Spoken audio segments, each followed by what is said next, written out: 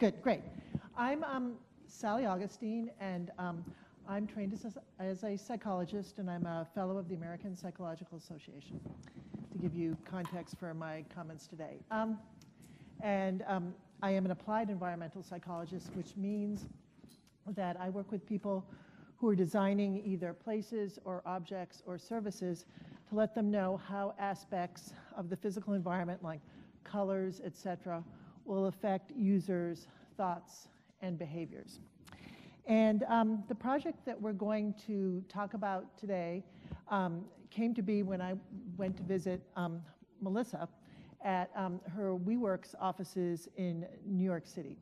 And as an environmental psychologist, I was stunned and amazed by what I saw when I arrived at her floor at WeWorks. In this area, there are glass boxes with transparent walls of various sizes. Sometimes a single individual is in a glass box with the transparent walls if they've decided to rent a space on their own. Sometimes there are people from several organizations sharing one of these boxes. Sometimes a single company has one of these boxes. So we're talking about a sort of sea of people working at tables. You can, from the right outside the elevator banks, you can see to the edge of the building, the horizon, and there's glass box after glass box of various sizes. The people who fill these glass boxes are really very hardcore entrepreneurial types. If you're familiar with Cameron and Quinn's organization culture model, they would be the hardest core market types that there are. And so I was intrigued to know how these people would experience this very transparent space. And one of the lessons of what we're going to share today is that it's very important to consider the culture of users of a space when you are developing it. I'm going to share some of the background material, some of the research from the peer review press, et cetera, that came into play when we were putting this study together, and then Melissa is going to talk about some of our findings. Obviously, we want you to walk away with something valuable, learn a little bit about transparency, environmental psychology, et cetera. So if we look at the left column here, we see some of the reasons why people choose to create these sorts of workplaces. These open spaces are supposed to communicate openness symbolically. They're supposed to encourage coordination and communication, at least that's the hope. They transmit natural light through the space. Natural light is very important for mood and cognitive performance. And also, they provide views to the outside, which can be cognitively restorative, whether people are in the country or in the city. But then when we look at the right-hand column, we see some of the consequences of all these transparent open spaces. People have a great awareness of what others are doing, and research has shown that increased awareness of people's activities and shared use of spaces can lead to interactions that have been linked to creativity and collaboration, things like that. But in these open spaces, we have a clear view of others, so we can be distracted, and that's stressful.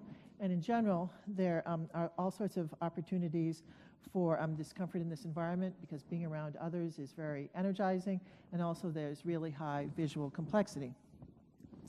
And I'm only going to take another couple of minutes, but I want to just give you some extreme highlights of the sort of research that comes into play on a project like this. First, we were thinking about biophilic design. Biophilic design shows that people feel more comfortable in a space where they feel they have a secure view out over their horizon. This isn't the case in these sorts of really open environments, but people can mitigate some of this stress through control over the environment. We have to think about general psychological responses to being in view. That gets into things like social facilitation, how we do a better job at tasks that we know well or that we've rehearsed a lot when we're being observed by others, but the reverse is true for when we're working on more complex tasks. Research has also shown that when people are being observed, they're less likely to do sort of experimental behaviors, something out of the usual, even if they think that might be beneficial, because who wants to be observed screwing up, basically? Experiences in general are amplified when they're shared, so that relates to both pleasant and unpleasant experiences. In a space like the one we're talking about, it can be difficult for people to have control over their physical environment, and control over the physical environment has been linked to increased performance and improved mood. And improved mood has also been linked to improved cognitive performance. We also need to think about research that relates to health and well-being. To maintain our mental health, we need privacy from time to time, which is difficult in these more open spaces. Researchers in Sweden have shown that people are more likely to be ill when they're in open plan type offices, and the research indicates that they're probably more likely to be ill because they feel more physically stressed. And we also have to think about the tasks that people are trying to accomplish when we're developing a space, and when people are doing something that requires a lot of mental focus, they'll do a lot better job of that if they're in a less stimulating environment. And the reverse is true for tasks that require that don't require much mental effort. Those can be done in a more stimulating environment. So we've got this situation. We have this knowledge, from the research that's been done previously, some positive, some negative, about people working in an open space. We have this very interesting user group in this environment. So we set out to learn how they were responding to these very open spaces. Thank you very much, Sally. First, I want to say, hi, I'm Melissa Marsh, and I'm delighted to be up on this stage. I was here 2 years ago, and it's not an underestimate to say it was a mind-blowing experience. And the conversation of ANFA has been part of my practice ever since, and so I'm excited to be showing some of this work. Plastarc is a social research and people analytics organization. We're really applied R&D for the architectural environment, taking as much of the kind of research of folks like Sally and others and putting it into practice through a lot of pilot projects and through a lot of creative work with clients. And so we kind of thought there was this incredible opportunity of WeWork, which is an architectural environment which is, one might consider, exceedingly transparent, lots of glass, lots of open space, as Sally's just described.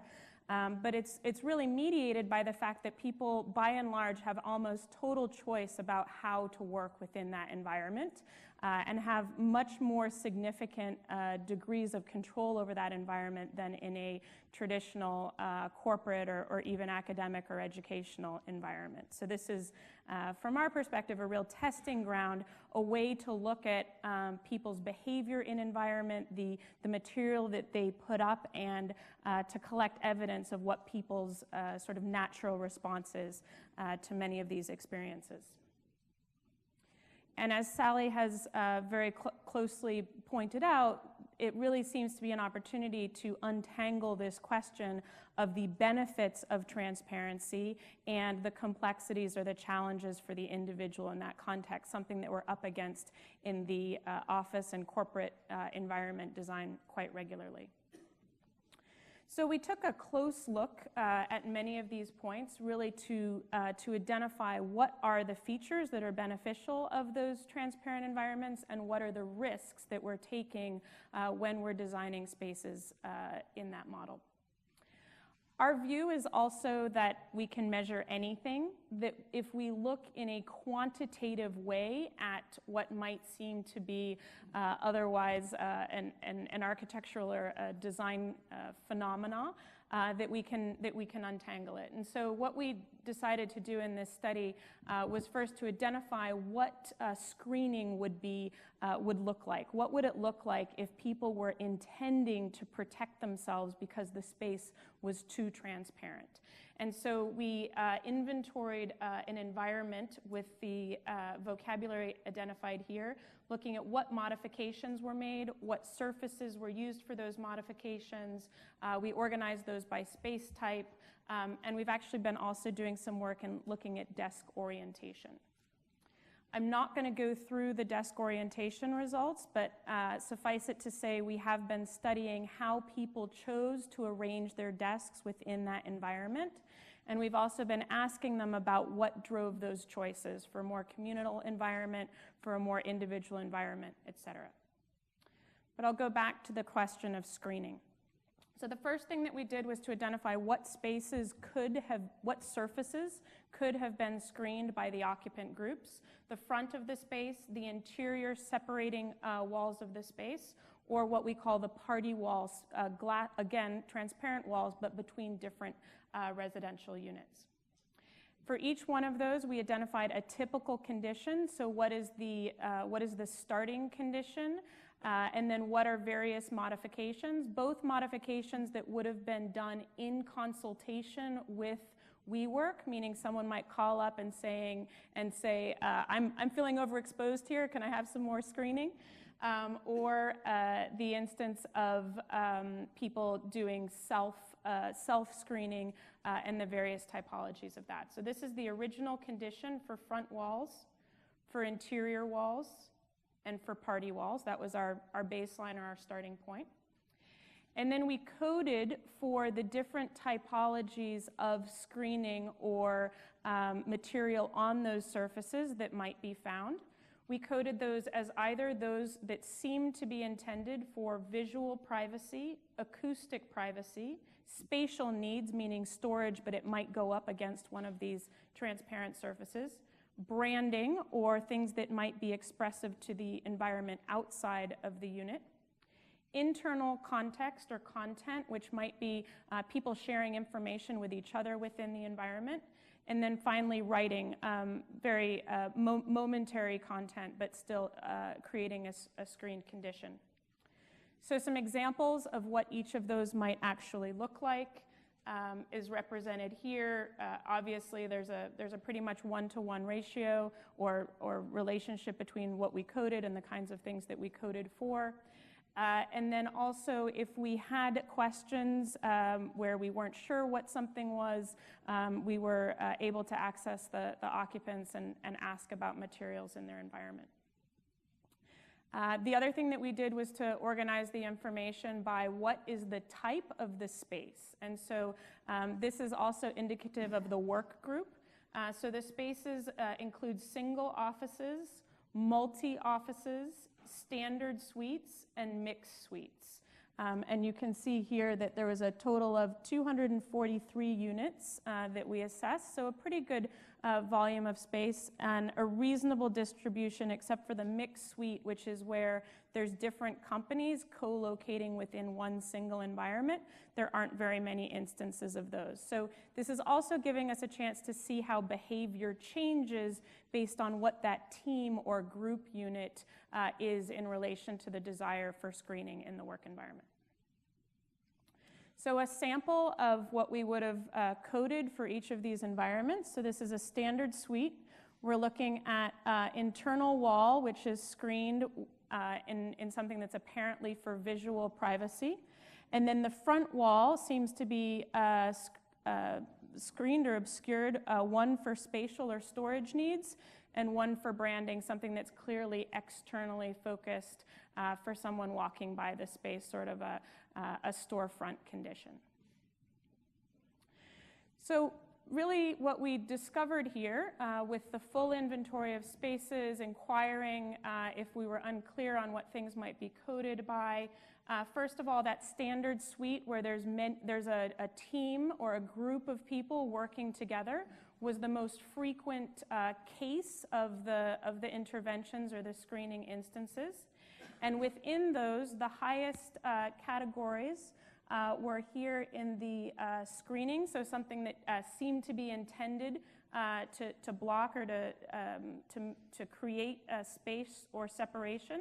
And the other was content, really something that was being posted in order to communicate internally and part of the team. And really the interesting thing here that we found, first and foremost, was that the non-screening, meaning all of the other reasons why people might put information up or put material up, vastly outweighed the material that was just for screening purposes. And all of the screening was less than one might expect from the literature that we had seen. Which I think I'm just going to jump ahead here and let you know that the conclusion here is that we really think it is a lot about context and culture and the things that have been talked about in the previous sessions. And at WeWork, which is a community-based organization, that there's an emphasis on activities and programs from coffee to happy hour that build trust among community members. That creates a basis for less individual need to put up the screening. And so we're seeing this match between the building of trust within the community and the behavioral choice of people not to protect themselves in that way. And so we encourage continuation of research within the context of the physical environment and the cultural environment and the documentation of that cultural environment as part of the research, in that much of what might have preceded assumes that a case instance would be applicable to multiple cultural environments. We've also just completed we're in the midst of a survey, which we'd love anyone who does use a co-working environment to take.